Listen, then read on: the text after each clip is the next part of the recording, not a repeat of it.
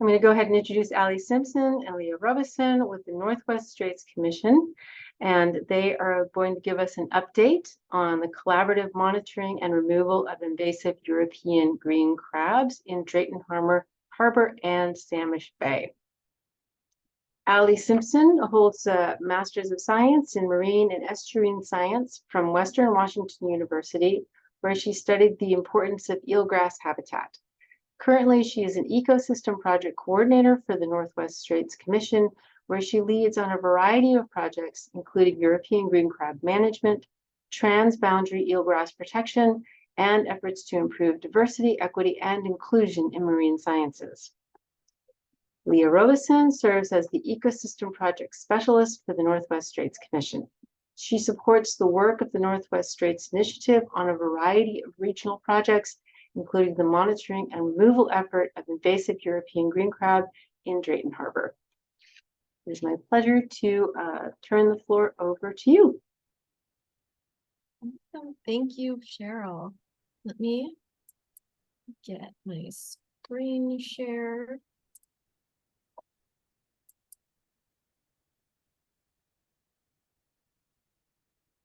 Okay, and you can see my presentation? Perfect. Okay, thank you for that introduction. And yeah, we are going to be talking today about the collaborative monitoring and removal of green crabs in Drayton Harbor and Samish Bay. But before we get into that, I wanted to talk about who we are at the Northwest Straits. Some of you may be really familiar, and some of you may never have heard of us before. And so the Northwest Straits Initiative is an umbrella term that encompasses 9 different entities. So 7 marine resources, county-based marine resources committees, the Whatcom, Skagit, Island, Snohomish, San Juan, Clallam, and Jefferson County, the Northwest Straits Commission, which is the government arm, and the Northwest Straits Foundation, which is our nonprofit partner. And our role in the Northwest Straits Initiative is to provide coordination, funding, and technical support to the Marine Resources Committees and to connect their work to other important regional initiatives and to emerging issues like green crab. Our mission is to protect and restore marine waters, species, and habitats of the Northwest Straits to achieve ecosystem health and sustainable resource use through a local-based approach. And it's really this local-based approach that sets us apart and how we've really approached the issue of green crab management in North Puget Sound. And speaking of green crabs, we want to make this a little bit more interactive than just have Leah and I talk at you the entire time. So we wanted to gauge how familiar everybody is in the audience on green crab topics. So we have a very short, quick survey, only 3 questions. And we just want you to rank your level of familiarity with these different green crab statements from you have no idea what this statement means to you're an expert. You could describe this to anybody else. And so there's 3 different ways that you can get to the survey.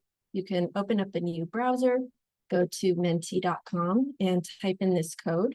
You could take your phone out and scan the QR code, or go to the link that Leah hopefully just put in the chat.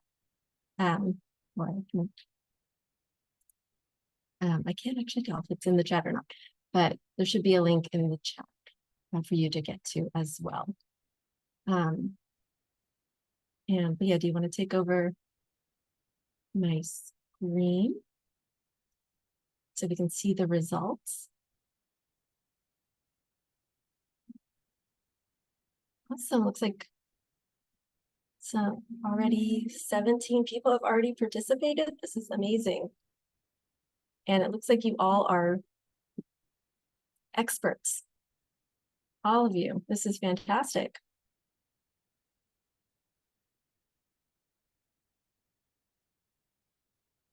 Like we still have some more responses coming in.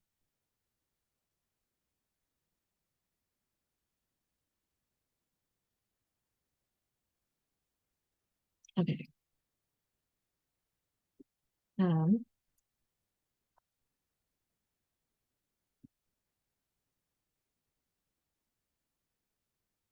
I lost. There we go. All right. So you guys are apparently all experts in this. So this is going to be a great review, hopefully, for part of it. And for those of you who didn't know, hopefully you'll learn a little bit more about green crabs. But I know you'll also get a lot of information about all of the work that we have been doing. Great. So there we go. So time for the review part for all of you.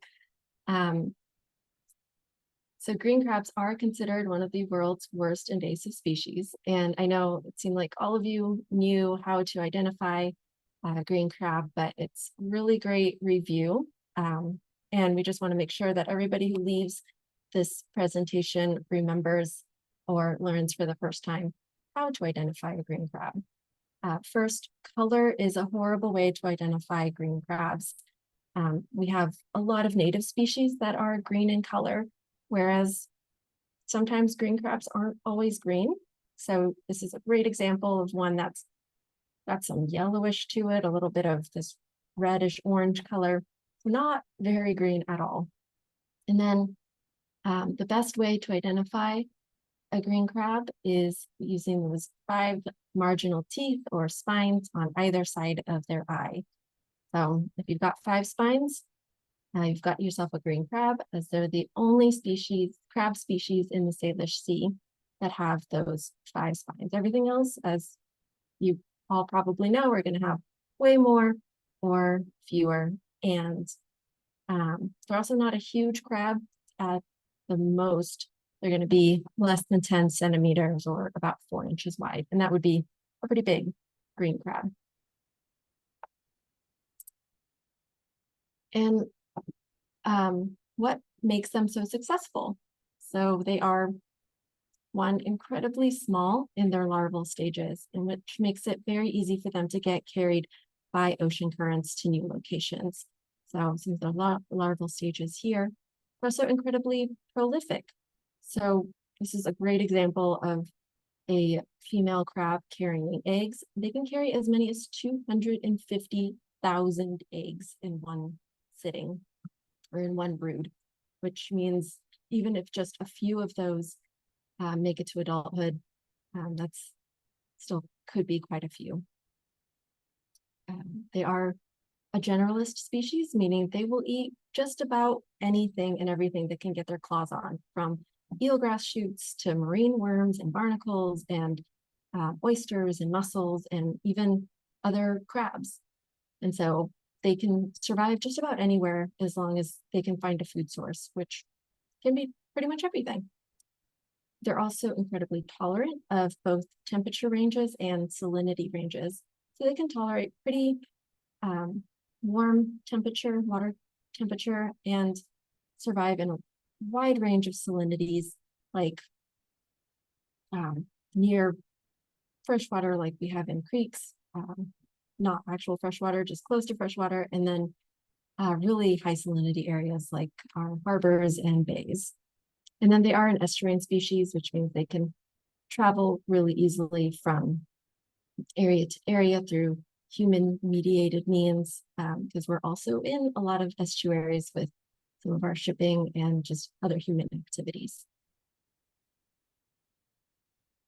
And of course, abundance, if we just let them get out of control, could lead to dramatic ecological impacts. And so on the left, I'm sure many of you have seen these images before, but on the left is a thriving, healthy, nearshore ecosystem. And on the right is what happens if we let green crabs take hold. And so we would lose our eelgrass habitat. We could potentially lose shellfish habitat, as green crabs were blamed for the soft shell clam industry in Maine. And with all of the shellfish industry that we have here in Skagit and Whatcom counties, that could potentially cause huge economic impacts. they could potentially compete with young Dungeness crabs, and that could be a threat to tribal and commercial fisheries. They can also burrow into salt marshes and cause the salt marshes to be incredibly unstable, which is not a good thing. And with all of that ecological damage, we would lose incredibly important nursery habitat for things like forage fish and juvenile salmon, hunting grounds and feeding grounds for things like herons and a lot of other aquatic species, and really lose out on some amazing recreational opportunities. You know, a lot of people like to go crabbing and fishing, and these are the types of areas that you would be doing those sorts of activities.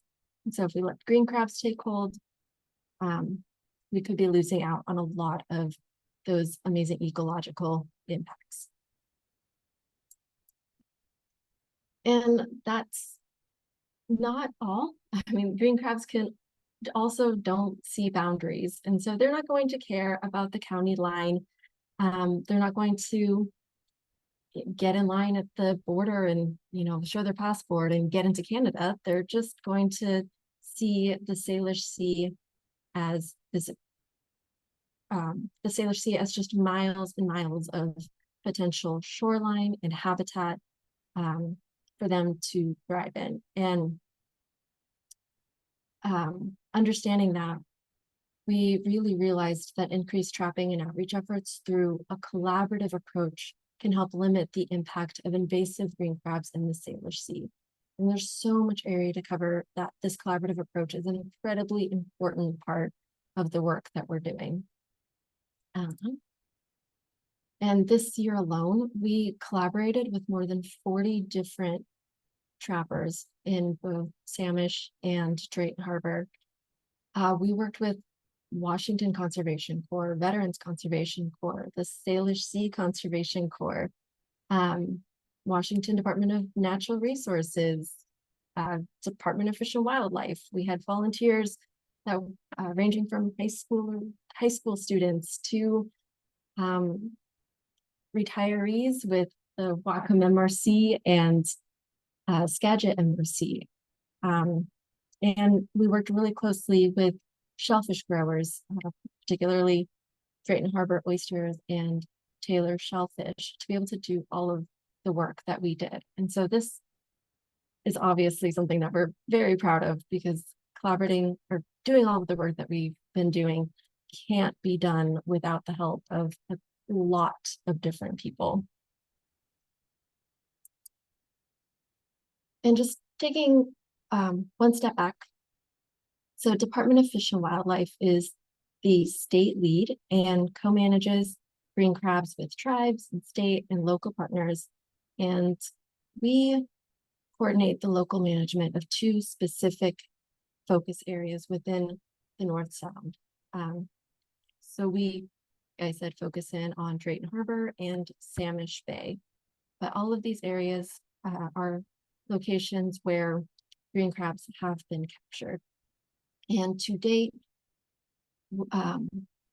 over 5,300 green crabs have been captured within this North Sound region, most of them coming from Drayton Harbor, Lummi Bay, and Samish Bay.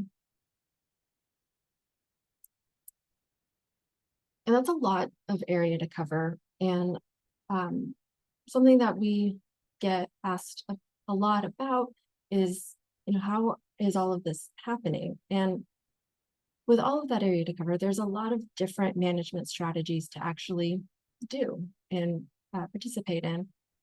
And so this, starting off with a really broad scale look at management, crab team and molt search are two ways, are two just high level, broad scale methods of trying to figure out where green crabs are. So things like beach surveys and early detection trapping really just help give you an idea, give us an idea of, are there green crabs here? Yes or no? And so it's really broad scale and happens all across the Salish Sea.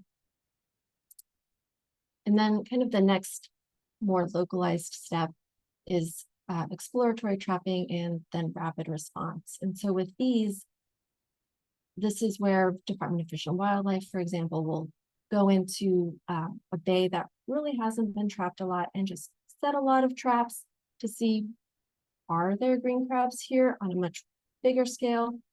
Or if there was a green crab found during the beach survey or early detection, they may come in and do a rapid response to just get a gauge of, are there a lot of green crabs in this area? Maybe, maybe not. And then after all of these different things happen is where we at the commission actually come in. And so if there's an area that maybe there's only been a couple green crabs found, we'll help with repeat assessments of that area. So we'll help come in a couple times a year, set a lot of traps, see what's out there, are things still being kept in check. But the majority of our time is actually spent on intensive trapping efforts. And so this is where an area was found to have a lot of green crabs. And so we're trying to remove as many green crabs as possible. And we do that with a few different methods. And so one of our main methods is through core site monitoring trapping efforts. So what we do is at specific locations within both Samish Bay and Drayton Harbor, we have these standardized locations. So you can kind of see there's a PVC pipe that's incredibly covered with barnacles and algae right there, but those locations are where we will set traps every single time that we go out into one of the bays. And that's going to help us get really great standardized data about what's happening from year to year and what's happening throughout the season, while also being able to remove as many green crabs as possible. The other thing that we do is just more targeted hotspot removal trapping. So there may be areas in some of these core site areas or around Drayton Harbor, Samish Bay, where we're still finding maybe higher than normal green crab numbers. And so we're going to just set a lot of traps in that area without necessarily setting them in the same location every single time. And then, like many of you who do a lot of the green crab trapping or have been involved with any of it before, we also take a lot of information on all the green crabs that we capture. So their size to understand growth patterns and recruitment. And we also record all of the native species that we catch in the traps, which gives us a really great baseline data to know, what are we seeing out in each bay before there's a really high abundance of green crabs. And with that, I'm going to turn it over to Leah to talk about all of our data. Hi, everyone. Thanks so much, Allie. That was a great introduction into our trapping. And so I'm going to talk about our results from 2023. And I just want to thank our Veterans Conservation Corps interns for crunching the data on this so I could get it together for you all for this presentation. So to start, in Drayton Harbor, dedicated removal, like Allie had talked about, has been occurring since the fall of 2019, when there was a rapid response effort after a local resident found a green crab mole on the shoreline. And so that was a really important piece to the story, that a local resident knew how to ID a green crab and reported it, and it followed up with a rapid response trapping, which then turned into an intensive management project. And so since 2020, trapping has occurred in Drayton Harbor. And to start, in 2023, 143 European green crab captures have happened in 2,436 24-hour trap sets. And so that catch per unit effort is 100 trap sets, green crabs per 100 trap sets. And so that's the metric we use. And the graphs here show the catch rate over the season. And so you can see the shrimp traps have a much higher catch rate. And so I put the graph of just the minnow and fukui traps below, but you can see the similar seasonal patterns have occurred with a early season spike and then a bit of a decrease down at the end of the season. And so an overall catch rate was 5.8 for Drayton Harbor this year, which is about half of what it was last year.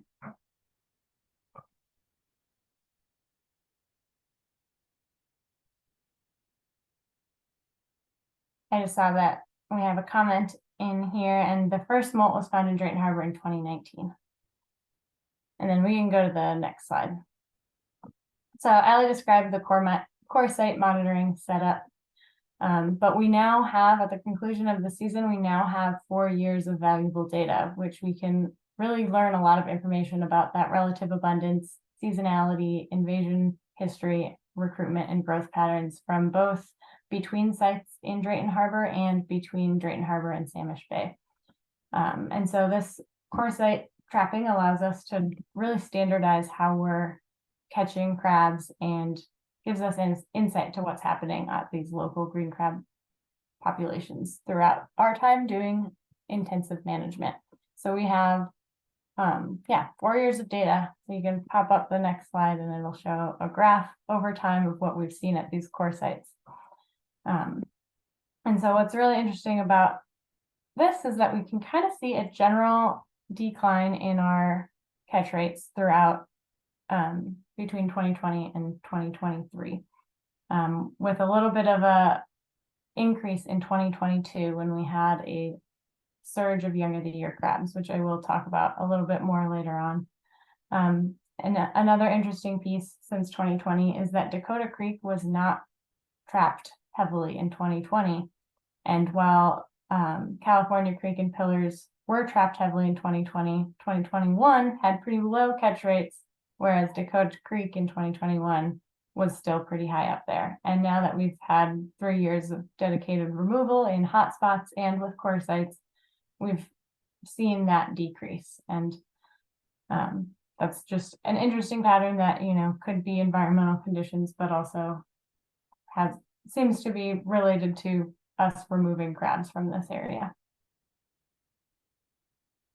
All right, so for Samish Bay, 137 European green crab captures this year in 2,914 24-hour trap sets. So that's a lot of trap sets and a lot of crabs. And so this is just looking at Northwest Straits data collected by the Washington Conservation Corps crew and WDFW technicians. So a lot of hard work went into all of those trap sets. And we see a similar pattern happening in Samish Bay this year with that early season higher catch rates, as well as a little bit of a decrease later in the season. Interestingly, there was a time in early July where the catch rates went to 0.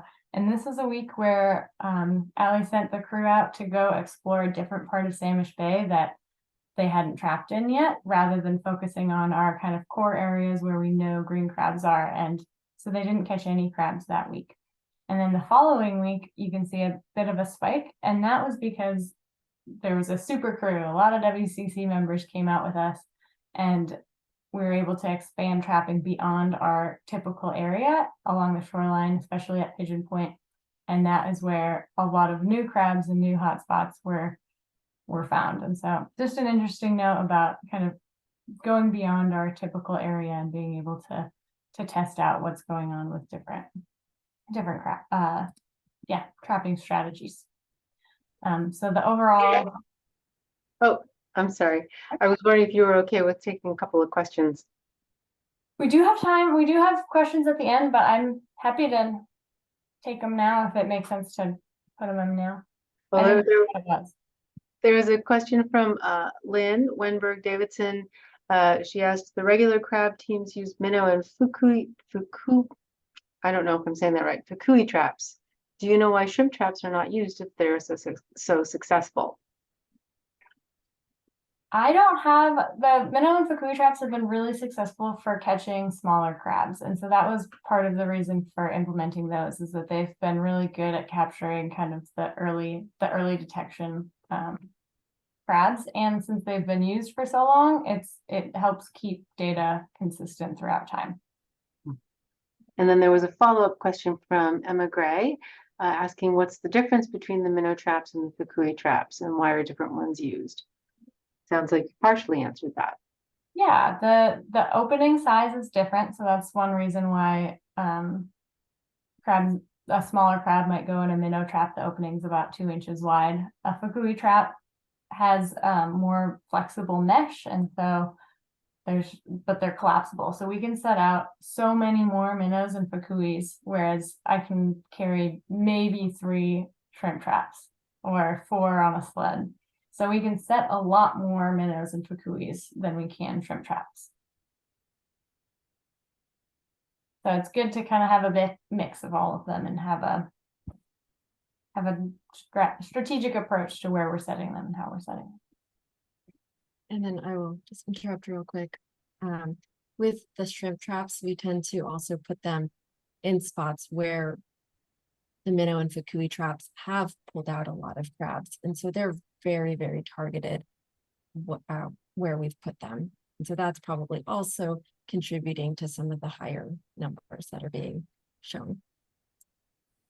Yeah, exactly. And that's a great point. I mean, I did have these numbers pulled out for Drayton Harbor. 85% of the green crabs we caught this year were caught in shrimp traps, and that is really due to those targeted areas. I mean, we could set a trap in this one spot that was on the image in the last slide, and we pulled out crabs from that exact location more than many other spots. And then for Samish Bay, I think 60% of the crabs were caught in shrimp traps this year. And just a note that trapping in Samish Bay has been occurring since spring of 2022. So it's got 2 years of data at the core sites, but Taylor Shellfish has been doing a lot of removal trapping in 2019 and 2020 and 2021. And so they really recognized that the area was growing as a local hotspot and, you know, pushed for that, recognized the need for a more intensive effort. And so we modeled kind of the process at Samish Bay that we have after what was going on in Drayton Harbor. All right, I think you can go to the next slide. So here's the core site monitoring. So this is over the 2 years of data from Samish Bay, Colony Creek, and Pigeon Point are the 2 sites that are sampled there for core site monitoring. And at Pigeon Point, you can see that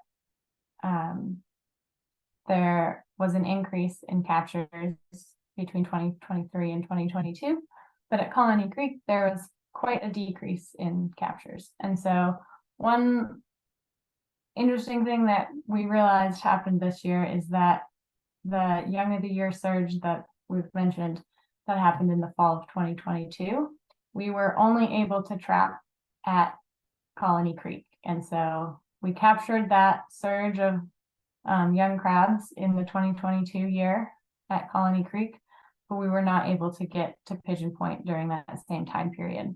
And so in 2023, the capture rates at Colony Creek were low, whereas we were potentially playing a bit of catch up at Pigeon Point and had a slightly increased catch rate there because of that. A lot of crabs were caught along the shorelines of these 2 sites, and then Colony Creek, there's a railroad bridge, and so a lot of the crabs were targeted, or a lot of the shrimp traps and minnows and fukuis were right in that area where a lot of structure is, and they seem to really like the shoreline structure and the structure of the bridge. All right, so looking at the crabs themselves, crab growth is a stepwise process. As they molt, they get bigger, and so you can generally figure out the age of the crab based on looking at the date of capture and their size. And so I have here just the small young of the year crab that was captured in October of last year at 33 millimeters, and then some crabs that we caught this past year, including a 39.5 millimeter gravid female. So showing that this gravid female was a year 1 crab that was had reached sexual maturity. And then another year 1 crab captured later in August, which had already grown to 63 millimeters in just a few months. And then this is the year 2 crab is 76 millimeters and covered in barnacle, and potentially could be even 3 or 4 years old at this point. They blend together once they reach that adult size. So this graph shows capture date starting from August of 2019, which was when that first rapid response happened, all the way through November of end of October of 2023 for both Drayton Harbor crabs and Samish Bay crabs. And it's just the captures, so it's what you see at the 2022 and 2023 is also increased effort, and that's why there's a lot more crabs there as well. But what you can see is in 2019, they first captured a lot of crabs that were young, just those first young of the year crabs. And then when the intensive management occurred in 2020, you can see that they also captured a lot of the year 1 crabs that were kind of left over that weren't tracked in 2019, as well as year 2 plus and another batch of young of the year in the fall of that year. And then in 2022, we've talked about this surge now. That was a big year for catching these young crabs, and we saw that both in Drayton Harbor and Samish Bay, and it was seen in Padilla Bay as well as some other areas around Salish Sea shorelines. In 2021 and 2023, that recruitment was not nearly as successful. So yeah, pretty interesting pattern to see here, and that you can really see how they grow throughout the season. Kind of some big questions remaining are like, are these similar recruitment patterns happening across on the regional scale due to an influx of larvae from outside these hotspots, or are the populations self-recruiting at similar times due to shared environmental conditions? And I don't know the answer to that. It could be a mix of both. I think Sea Grant is studying some of the young of the year and their RNA from cohorts of crabs across the state. So maybe that's something we can learn more about in the future.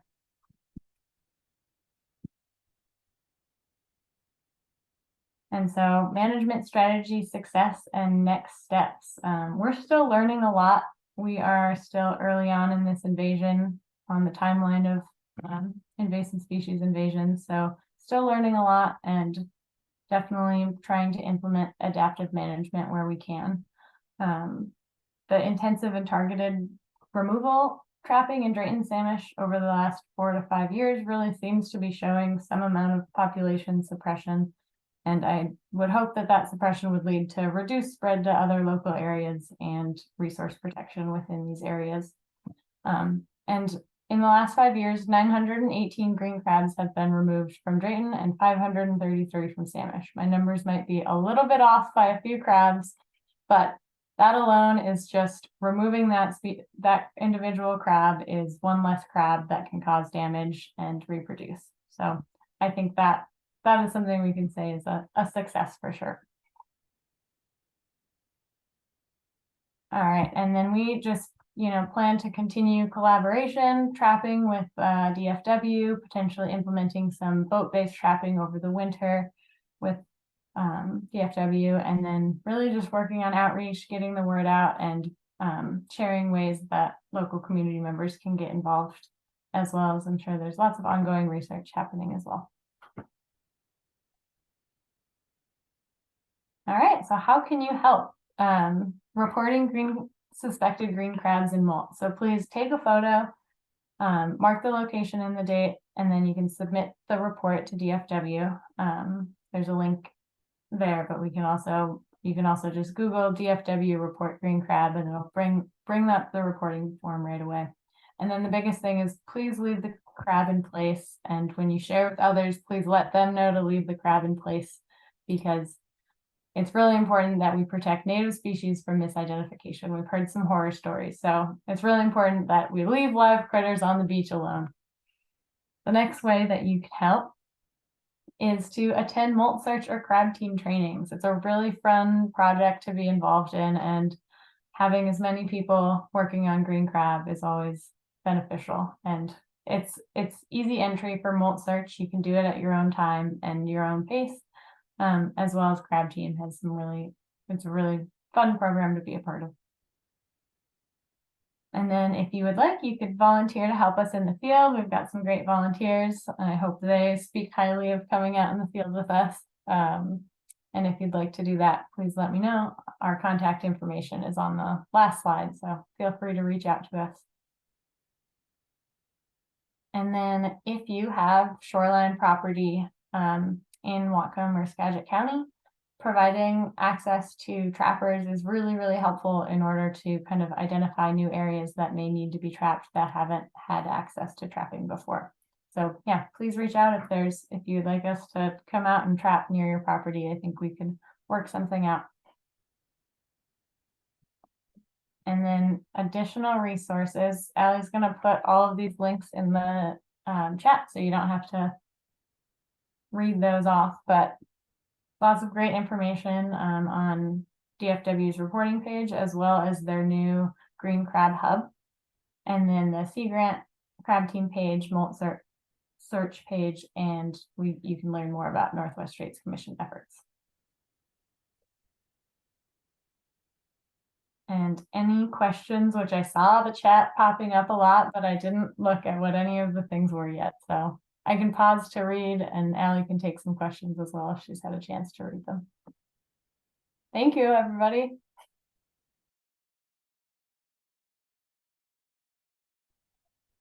Thank you so much. I was paying attention to the chat, and we did have a question come in from Maggie Taylor, or a comment about shoreline development enhancing green crab habitat. I'm not sure if that's clear, Maggie. Perhaps if that's not clear to Allie or Leah, you might verbally provide a little bit more information. Yeah, that's actually a really great question, and I think one that we've dappled with quite a bit.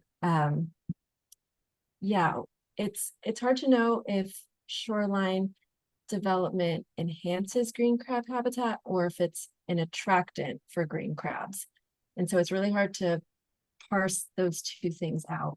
We don't know if we took out that habitat, that green crabs would, if we took out all the pilings or kind of shoreline structure that's around, we don't know if the green crabs would just sort of die off or if they would just kind of spread out. Is that all those pilings and everything, all that structure, just sort of bringing all the green crabs to there and making it a lot easier for us to set traps and pull them all out? Yeah, it's something that we've definitely talked about a lot. And so it's definitely hard to know exactly the difference between the two without doing a lot of extra research and study. And so right now we're happy we can find them a lot easier. So yeah, that is a really great question. And then we also had a question from Lynn, another question. Great data charts. It appears males are significantly more prevalent. Is that true? And what would you expect?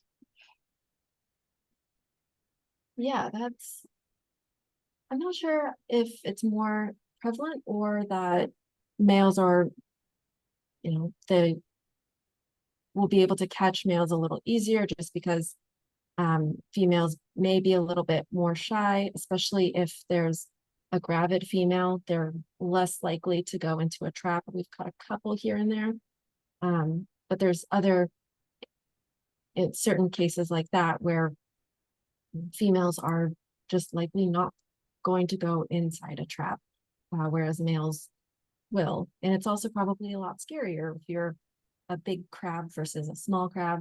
Big crabs inside the traps are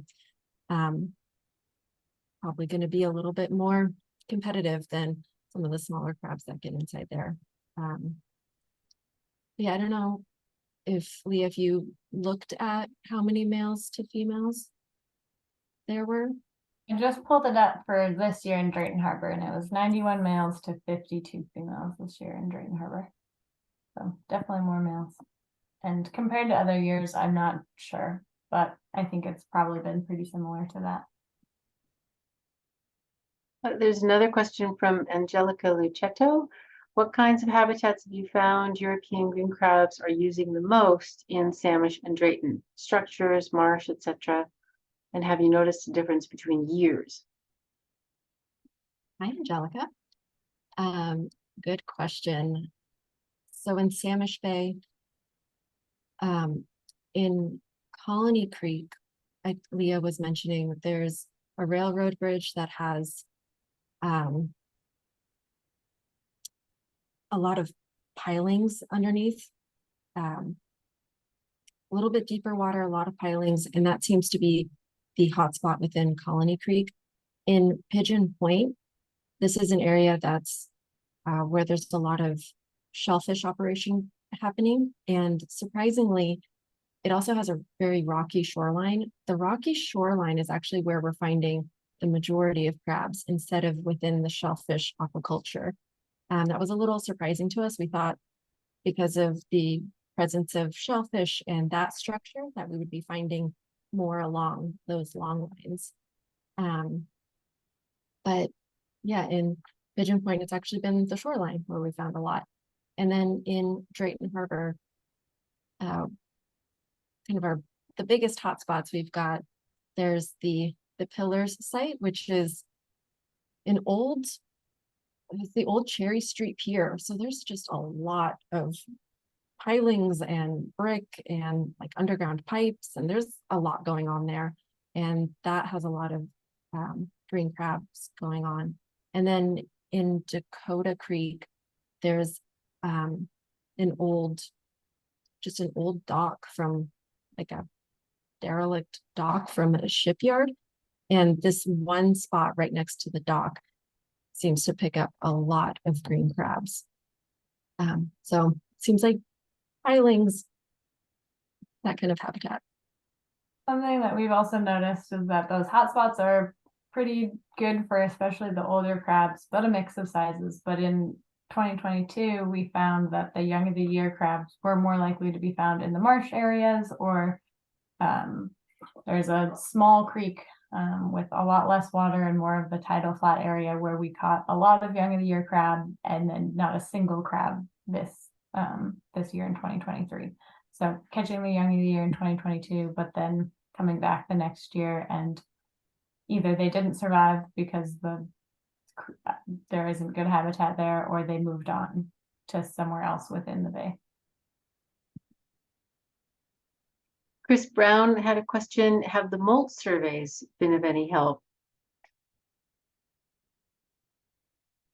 Is Emily still on? I might bring her in if she's around, or Cheryl, if you know, but I think they've been helpful. I don't know if any green crab molts have been found via the molt search, but that's also really good to know. It's also good to know that there's a lot of people getting out into beaches and along our shorelines and doing that double check. Because yeah, if there is ever any evidence of a green crab, it just makes it a lot easier for us to be able to pinpoint where to set traps. And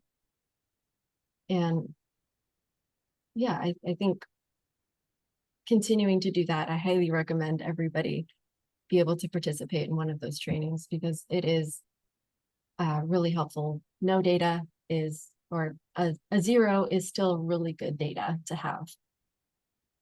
I did actually review some reports or I looked again at our multimeter newsletter, and in mid-October, there was a new detection in Salt Creek, which is in the Upper Hood Canal. I did see that.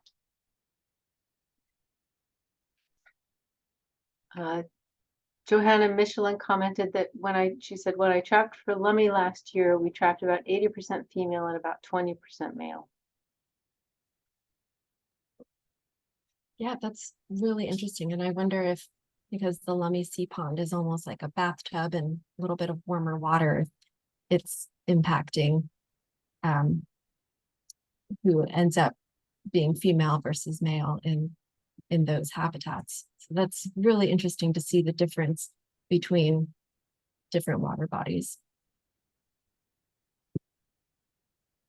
Are there any other questions?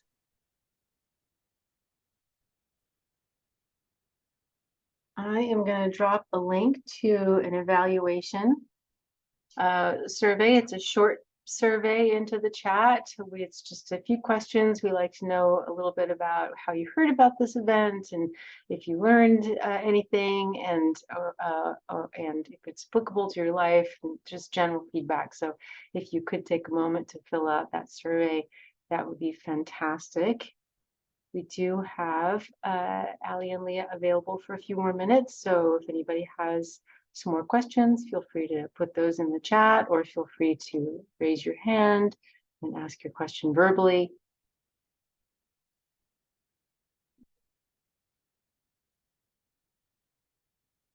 Seeing some nice comments. Great job, Allie and Leah. Great talking to you. Thanks so much.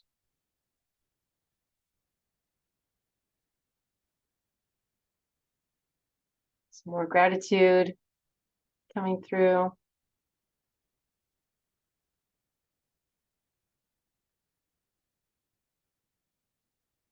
Wonderful. Wonderful, wonderful.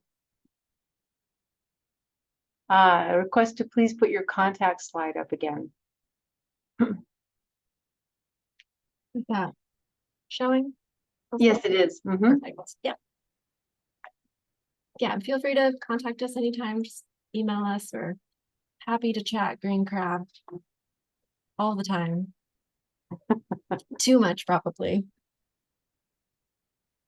Great. Thank you, everyone, for your interest and your questions.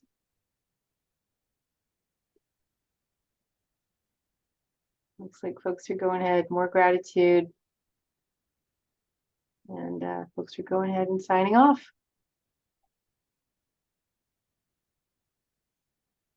All right. Well, thanks so much. Appreciate it. Thank you. Okay. Thank you for having us. Yeah, my pleasure. I'm so glad you were able to do this. It's really nice to get this update at the end of the trapping season. All right. Well, I hope you both have a lovely evening. You too. Bye. Thank you. All right.